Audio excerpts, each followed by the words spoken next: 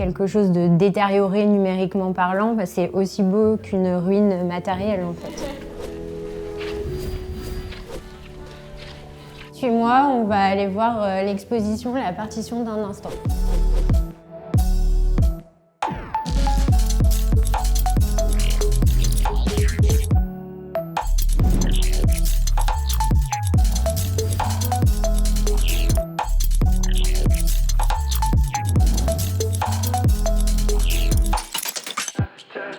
Là, on va dans la partie des gravats.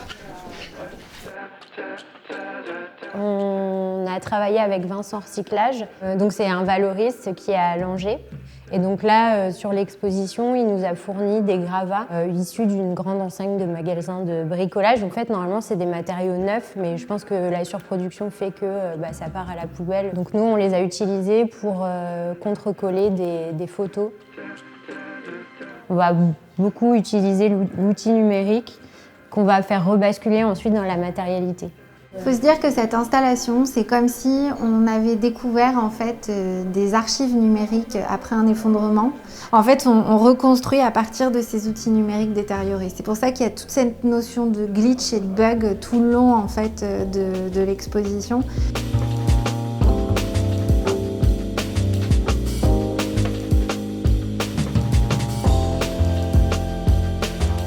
Nous, on aime beaucoup le patrimoine, l'artisanat, mais on est très ancré aussi dans notre temps. Enfin, on aime l'innovation, les nouvelles technologies, et donc on se plaît vraiment à faire les va-et-vient en fait, entre la tradition et l'innovation.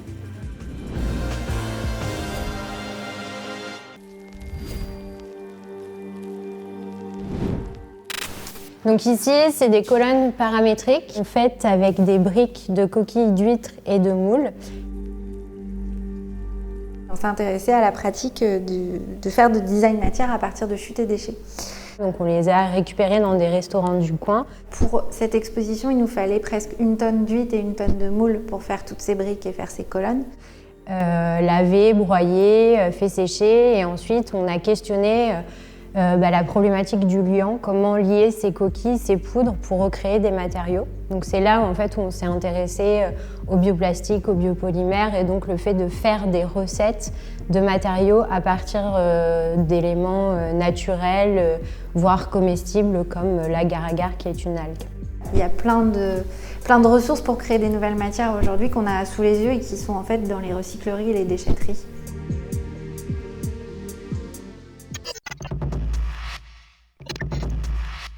Quand on a monté la colonne paramétrique, donc faite de briques pour la première fois, elle s'est totalement effondrée. Et c'est très long, c'est très artisanal.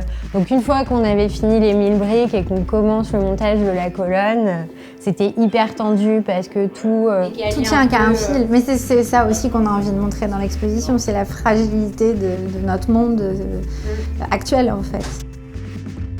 Et du coup, on a une archive numérique de ça, puisqu'on filmait. On voit Rebecca essayer de rattraper la colonne, donc ce qui est impossible. Donc elle essaye de rattraper comme un bébé, et en fait, elle tombe. Et c'est le tas qui est là-bas. Et du coup, voilà, on l'a recyclé. On trouvait ça très beau, du coup, de montrer justement cet effondrement-là. Et donc, c'est le tas qui est au milieu du couloir. Le but, c'est de faire des installations éphémères dont les matériaux retournent à leur état naturel. On aimerait bien faire une performance où, justement, à la fin de l'exposition, on pourrait monter une colonne devant l'océan et la laisser repartir.